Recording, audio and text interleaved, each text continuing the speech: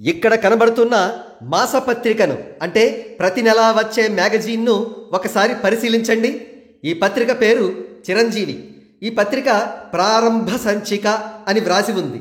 హైలైటర్స్గా Chiranjeevi number 1 కాదు, అసలు megastar అంటే అర్థం ఏమిటి వంటి హెడింగ్స్ ఉన్నాయి. వీటన్నింటికీ మించిన మరొక అద్భుతం ఈ కవర్ పేజీలో ఉంది. అదేంటంటారా? ఈ పత్రిక ధర 10 రూపాయలు. ఏంటి అంత చీపా అనుకుంటున్నారా? ఒక్కసారి మీరు మీ పూర్వజన్మలోకి వెళ్ళి 1989వ సంవత్సరంలో కాలమాన పరిస్థితులు ఎలా ఉన్నాయో ఆలోచించండి. ఆనాడు 10 రూపాయలు అంటే ఈనాడు ఆ విలువ ఎంతతో సమానమో తెలుసా? 600 రూపాయల నుండి 700 రూపాయల వరకుగా మనం కౌంట్ చేయవచ్చు. అంటే చిరంజీవి గారి పేరుతో, చిరంజీవి గారి గురించిన సమాచారంతో వచ్చిన అత్యంత ఖరీదైన మాసపత్రిక చిరంజీవి అన్నమాట. ఈ మాసపత్రిక ప్రారంభ సంచిక 1989వ సంవత్సరంలో విడుదలైంది. ఇంతకీ ఈ ఫోటో సోషల్ మీడియాలోంచి డౌన్లోడ్ చేసింది కాదు.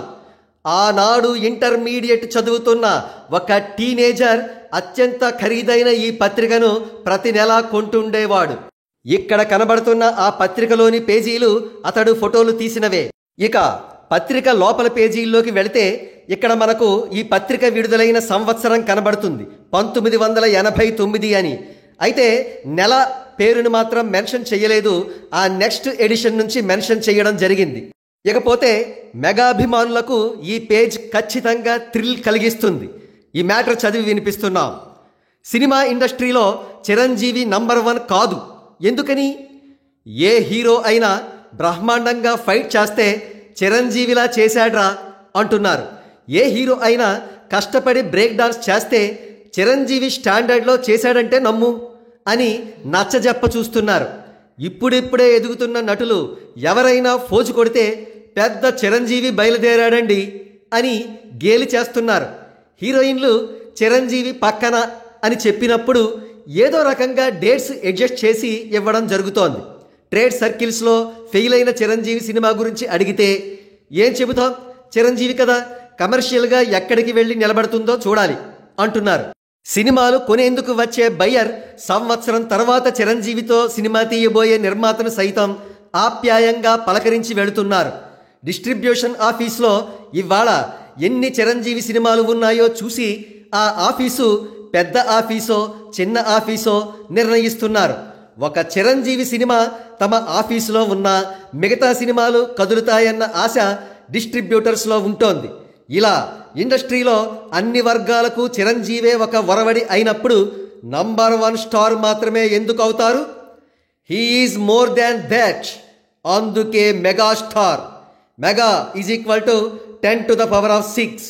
ఇండస్ట్రీలో ఎవరైనా తమ గురించి తాము 10 ఎక్కువ అని ఊహించుకున్నా కూడా వారికంటే చిరంజీవి ఎన్నో రెట్లు అధికమని అర్థం.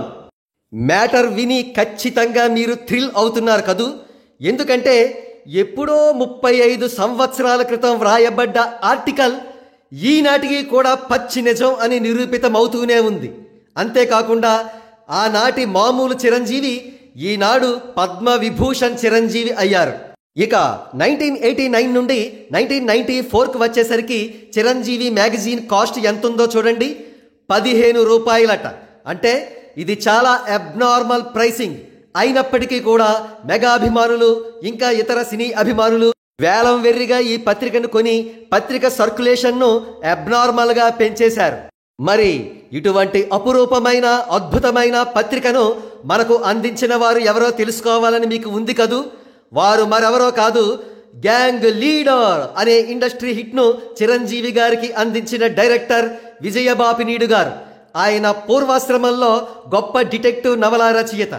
అంతేకాక విజయ వంటి పాపులర్ మంత్లీ మ్యాగజైన్స్ని రన్ చేసిన అపారమైన అనుభవం ఆయన స్వంతం. ఆయన చిరంజీవి గారి మీద అభిమానంతో చిరంజీవి అనే ఈ మంత్లీ మ్యాగజైన్ను చాలా సంవత్సరాల పాటు రన్ చేసి చక్కటి లాభాలను ఆర్జించారు.